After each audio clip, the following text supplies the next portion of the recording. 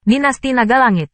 Setelah kebangkitan kuat Qin Yichen dan keluarga angin sebagai pendukung kuatnya, kamar dagang Fei Lo naik pesat dengan kecepatan yang mengerikan. Hanya dalam setengah tahun, prestise kamar dagang Fei Lo langsung mendekati kekuatan klan Feng, yang membuat keluarga kerajaan besar kewalahan dan samar untuk menggantikannya. Untuk semua ini, klan angin dalam keadaan setuju, dan bahkan dalam banyak hal, mereka juga berinisiatif untuk membantu. Ini juga untuk memberitahu semua orang bahwa kebangkitan kamar dagang Fei Le tidak dapat dihentikan. Dengan bantuan Feng Zhu, 6 dinasti, dan kota-kota besar telah dicakup oleh kamar dagang Fei Le. Markas kamar dagang Fei Le masih berada di dinasti Naga Langit. Padahal, dengan sumber keuangan mereka saat ini, bukan tidak mungkin membangun kawasan seperti keluarga angin. Namun, tidak ada yang tahu apa yang dipikirkan oleh para eksekutif kamar dagang Fei Le. Bahkan lokasi markas dan lingkungan sekitarnya tidak berubah. Semua ini sepertinya menunggu seseorang, karena takut dia tidak akan menemukan tempat ketika dia kembali.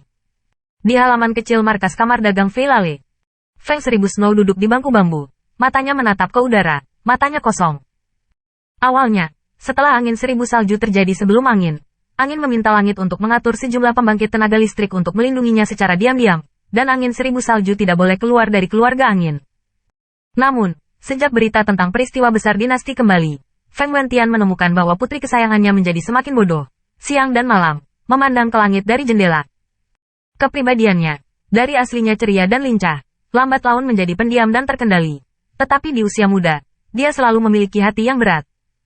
Dia tidak pernah terbang ke pelukannya lagi, memanggil ayah dengan manis, dan jarang menunjukkan senyum manis kepada orang lain.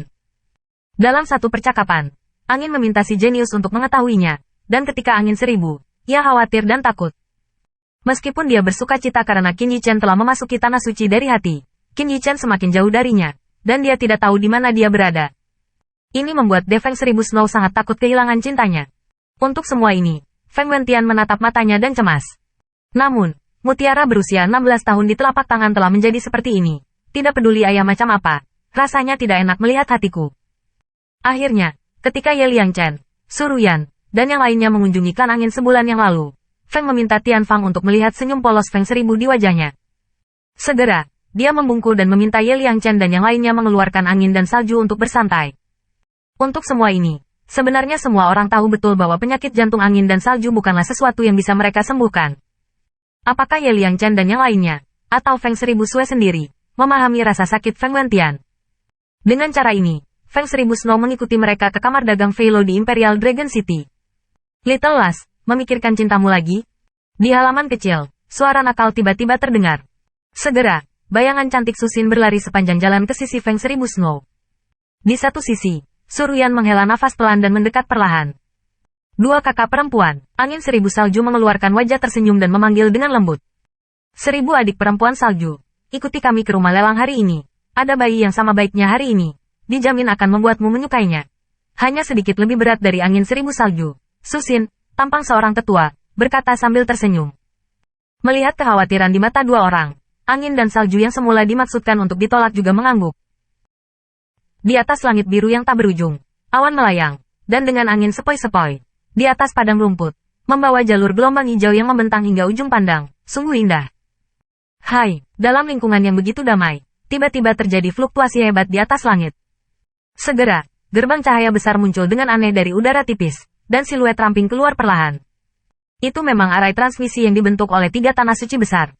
Kecepatan ini lebih dari puluhan kali lebih cepat dari arai transmisi di dinasti. Qin Yichen diam-diam menghela nafas. Di transmission arai ini, hanya butuh 3 hari untuk sampai ke sini, dan tidak ada vertigo sama sekali di transmission arai yang kasar. Metode ini sama sekali tidak bisa dibandingkan. Orang-orang di dinasti ini.